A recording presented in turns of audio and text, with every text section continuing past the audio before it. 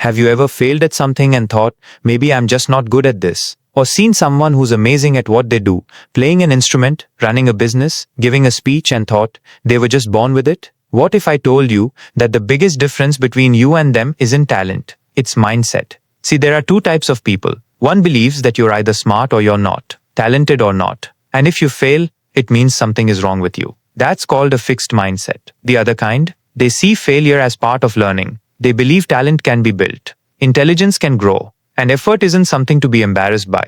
It's something to be proud of. That's called a growth mindset. And this one idea, just this, can change your entire life. The way you learn, the way you work, the way you love, the way you deal with fear, failure, and self-doubt. In this video, we're diving deep into Mindset by Carol Dweck. And I promise you, by the end, you'll never look at your potential the same way again. Let's go. Mindset by Carol Dweck is not just another self-help book. It's a powerful look at how the way we think can completely change the way we live. Dweck is a psychologist at Stanford University, and after years of research, she discovered something really interesting. The way we look at our abilities, like how smart we are or how talented we are, actually shapes everything. Our success, our motivation, our relationships, and even how we deal with failure. She talks about two main types of mindsets, fixed and growth. If you have a fixed mindset, you believe things like, I'm just not good at math, or I can't draw, or I wasn't born confident. You think your abilities are stuck. But with a growth mindset, you believe that you can improve. You can learn, grow, and get better with effort, time, and the right strategies. And this small shift in thinking makes a huge difference, especially today, when everyone's chasing quick success and comparing themselves to others online. This book teaches us that your mindset is like the lens you see the world through. Change that lens, and everything around you can start to change too. In the intro, I told you, this isn't just about motivation, it's about the lens through which you see your entire life. And at the core of that lens is your mindset. Carol Dweck discovered that there are two kinds of mindset, and the one you live with can shape your entire future.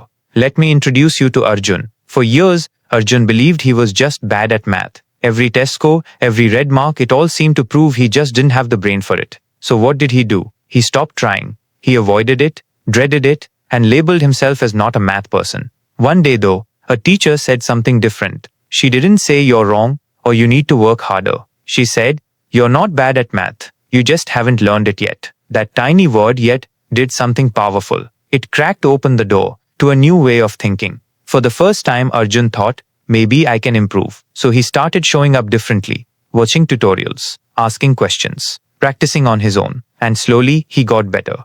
Lesson.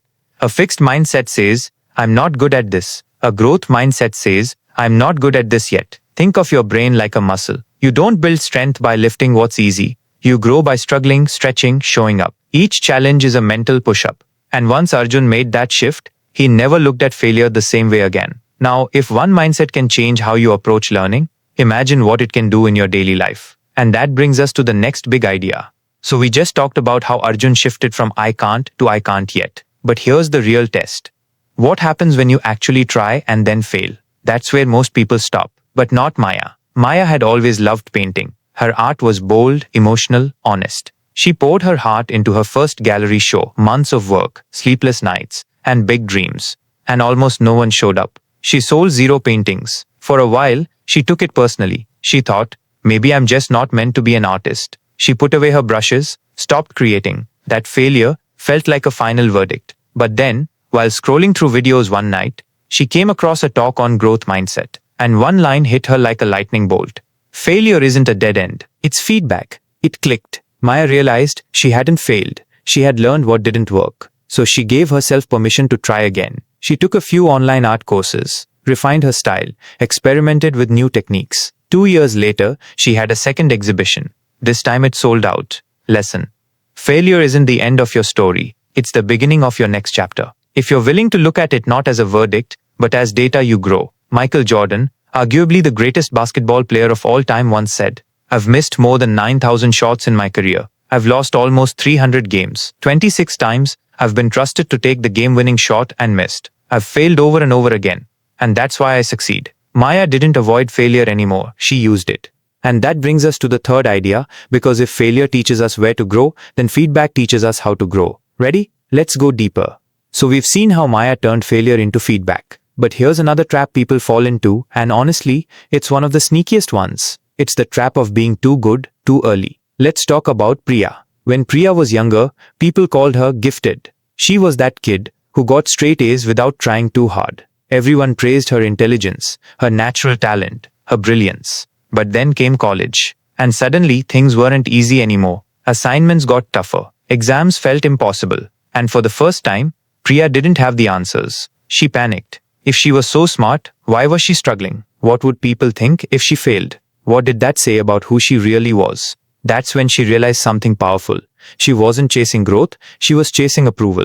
Every time someone had said, "You're so talented," her brain had linked her value to being perfect. But perfection is a fragile identity. Then she read something Carol Dweck said, "Don't praise the intelligence, praise the effort." And it clicked. Priya started focusing on the process again, asking for help, enjoying the learning, making mistakes and laughing at them. And slowly she stopped fearing challenges and started loving them. Lesson: praise changes lives, but the kind of praise matters. When we praise outcomes like "you're smart," it makes people afraid to fail.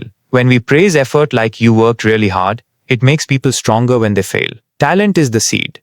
Effort is the water. Even the best seed won't grow without consistent care. Priya didn't need to be perfect anymore. She just needed to keep showing up. And speaking of showing up, that brings us to one of the most powerful ideas in the book. It's not just about what you believe. It's about who you become, especially when things get tough.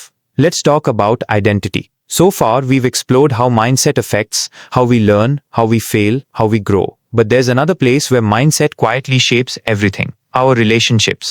Let's go back to someone we haven't heard from in a while, David. David had always thought of himself as logical, calm, the reasonable one in his relationship. But the truth, every time he and his partner disagreed, it turned into a battle. Not always loud, but tense, defensive. Like one of them had to win and the other had to lose. Then one day, after a particularly rough argument over believe it or not laundry, he came across a video on growth mindset in relationships. The idea that even relationships can grow, that conflict isn't a threat, it's an opportunity. That hit him. So next time they argued, David did something different. Instead of trying to be right, he asked, "Help me understand what you're feeling." And then he listened. Not to reply, not to defend, just to understand. And something shifted. They still disagreed, but it didn't feel like war anymore. It felt like a team, learning each other. Lesson: growth mindset doesn't just help us succeed, it helps us connect. It reminds us that people can grow, that we're all works in progress. And when we bring that mindset into our relationships, things soften, heal, evolve. Studies show that couples with a growth mindset are more likely to work through problems and stay together longer. Why? Because they believe that with effort, communication, and time, love can grow. David didn't fix everything overnight, but he planted a seed, and every conversation watered it. Because in the end, mindset isn't just about becoming smarter or more successful, it's about becoming someone who keeps growing in every part of life. And that brings us to the heart of this book. Not just what mindset is, but why it really matters. Let's zoom out. Let's take a breath and go back to Arjun and Maya. Arjun didn't wake up one day suddenly brilliant at math. He just stopped telling himself he was bad at it and started trying, one tiny step at a time. Maya didn't become fearless overnight. She just shifted her story from "I failed" to "I'm learning." Neither of them got a new brain. They just got a new mindset. And that's the quiet power of this book. Carol Dweck isn't promising magic. She's not saying everyone can be great at everything. She's saying you don't know how far you can go until you stop limiting yourself at the starting line. Mindset isn't about pretending things are easy. It's about trusting that effort isn't wasted. That failing doesn't mean I'm not enough. It just means I'm not there yet. Because what if the only thing standing between who you are and who you could be was the belief that you can grow? What if you stopped asking, "Am I good enough?" and started asking, "How can I get better?" It's a small shift, but it can change your entire story. And now, let's bring it all together. So what have we really learned from mindset? First, your mindset isn't just a thought.